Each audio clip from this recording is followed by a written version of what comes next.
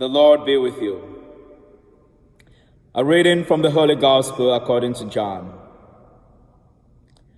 At that time, Jesus left Samaria for Galilee. For Jesus himself testified that a prophet has no honor in his native place. When he came into Galilee, the Galileans welcomed him, since they had seen all he had done in Jerusalem at the feast, for they themselves had gone down to the feast.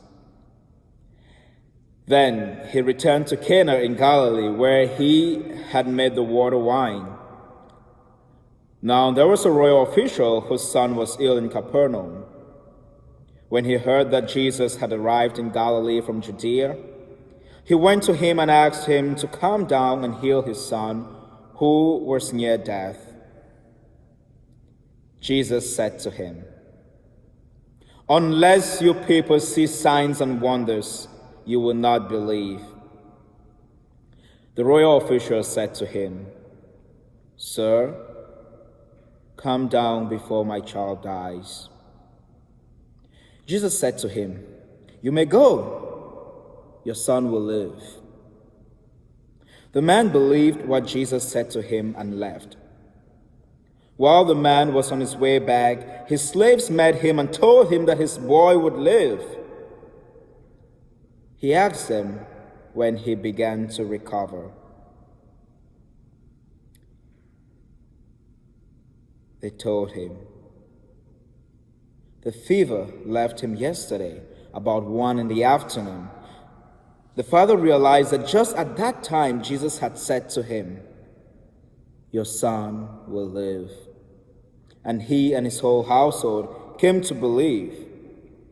Now this was the second sign Jesus did when he came to Galilee from Judea.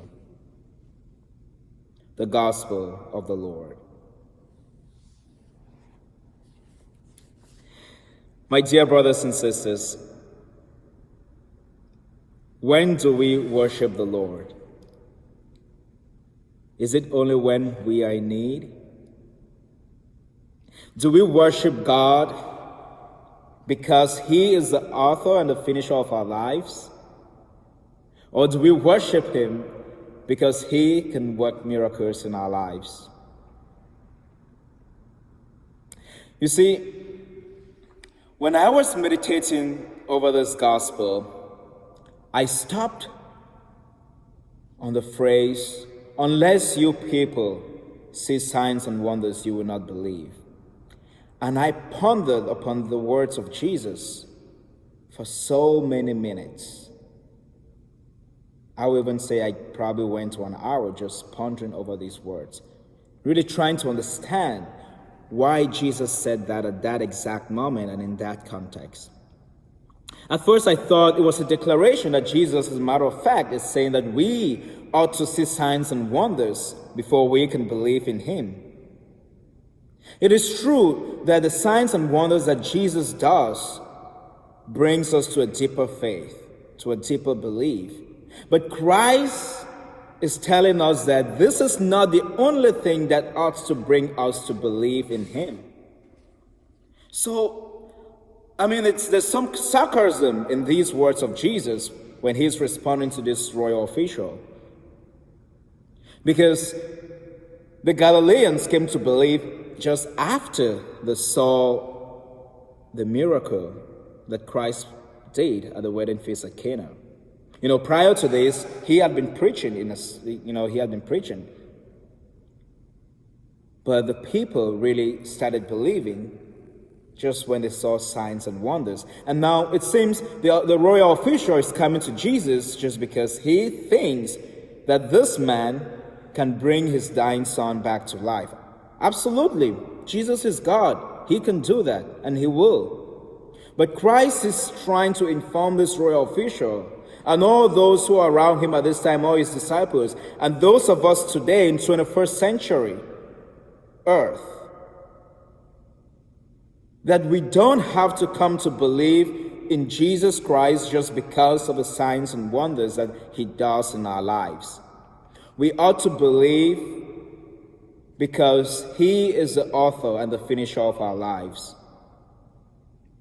Now you notice that when he tells the royal official that go home, your son will live, what did he do? He believed. This man finally came to a point where he believed in Christ without absolutely seeing whether his son lived or not. But he believed that Christ has the power to heal his son, even without being physically present there. You see, today we struggle with a lot of trials and tribulations, and there's a lot of calamities in our world. And right now, we are facing the pandemic of the coronavirus. And some people at this time are despairing. And it is a difficult time, and despair is something that can easily kick in at a time like this. But the truth is that Christ is there. He is watching over us. He's been with us all the way. But the thing is, we ought to realize that He is already present. Because sometimes we are the problem. Sometimes we don't realize that Christ is always there. He's always there to comfort us. Now, some might be thinking that the only way that they can come to really believe that God exists is if this virus disappears within the twinkle of an eye. Yeah, God is omnipotent. He can do that. But at the same time, God will not always work through our own ways. His ways are not our ways. He knows the plans He has for us, and they are plans to prosper us. You know, all those that are out there, all the scientists, the biotechnologists who are currently working and trying to find a vaccine for this cure, those are instruments that God is using. God works in so many ways and so many mysterious ways. All the medical